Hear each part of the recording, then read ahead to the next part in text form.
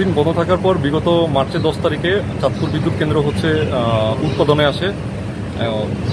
চালু ছিল গত মাস।